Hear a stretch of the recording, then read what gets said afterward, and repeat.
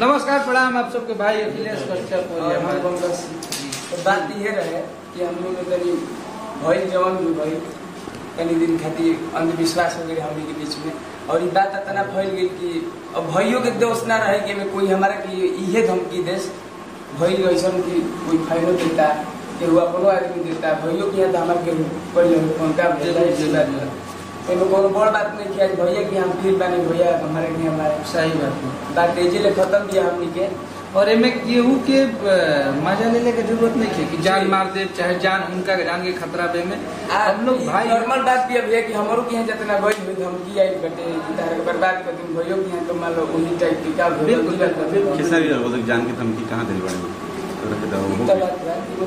जान धमकी भैया तो उतना फेस टू फेस ना दिले बाकी रहे लगाओ भाई भैया ले सब चीज खत्म बा आज भाई भी हम मैनेजर बात खत्म बिल्कुल। और ये घर का लड़का है हम लोग का, हमनी संगे सब कोई चुनू भैया बानी और पंकज के मामा जी, अमित भैया, विवेक भैया, सब कोई बानी जा हमनी को बैठल बनी जाओ हमनी के वो परिवार हो। और एकरा खातिर हम धन्यवाद देता नहीं हमनी के युवा नेता जरा के कहल जाओ और बक्सर जिला के आन बान शान बक्सर के साहब कृष्णानंद सिंह छोटे चाचा और अजय चाचा सब लोग के सहयोग से हमनी के एक बानी जाओ और आजीवन एक रह जाए। और एगो परिवार में बहुत परिवार हो जाला तो मैं खटपट होला तो बिल्कुल सब कुछ जब हो गया सब लोग सही है तो सही है।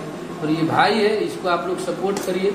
और पंकज से हम यह कहब कि निमन गाओ, मेहनत करो जरूर एक दिन। कोई दबाव नहीं है ना पंकज, दबाव एकदम ना दिल वाली बात बस यही है कि कोई दबाव नहीं। बस हाँ बोले पंकज जौन बा सब क्लियर बा भैया हमारे बाकी बात ये बढ़ गई रहे भैया की समझ ना भैया के हम पहले ना हो गइल ना एकदम क्लियर हो भैया कोई लोगो समझो कि केहू के धमकी ना देवे जाओ बात एकरा में दूसरा के मजा लेला के जरूरत नहीं है। सबसे पहले वो यूट्यूबर लोग के हमनी के कह देते नहीं जा कि तनकी 80 रुपया कमाए खातिर तिल के ताड़ मत बनाई जा। आप सब एकरा में हमनी के समाज में कितना गंदा प्रभाव जाता। अब हो सकता पंकज ने गलती किया, अखिलेश कश्यप ने गलती किया, ये गलतियां आप लोग इतना बढ़ा चढ़ा के बता दें कि समाज में और भी लोग इसको करने के लिए सोचने लगेंगे। तो आप लोगों का काम यूट्यूबर लोगों का कि सही चीज बताइए। सबसे बड़ा बात होला कि माफी के स्वीकार कर जाला तो बहुत बड़ दिल होला। और यूट्यूबर के मतलब ये होला कि ना वो खेसारी भैया के यूट्यूबर होकर तो के बढ़ा चढ़ा के खेसारी लाल यादव ने ये कर दिया वो कर दिया, पंकज सिंह ने ये कर दिया। एकरा में ऐसा समस्या पैदा हो रही है कि दो परिवार अलग होता रहा। छोटी छोटी बात के पंकज के हम जी सोच के कबो लड़ाई झगड़ा ना कर रहे हैं। पंकज एक सुपरस्टार गायक है, चाहे बहुत बड़ा, हम इनका आजीवन छोट भाई मान ले बनी और छोट भाई समझ के इनके संगे हम ले रही। और जो लाइव में इनका पे हमला भई चाहे थप्पड़ के मतलब ओकरा खातिर फिर से सॉरी बोला था कि बिल्कुल ना होने के चाहिए।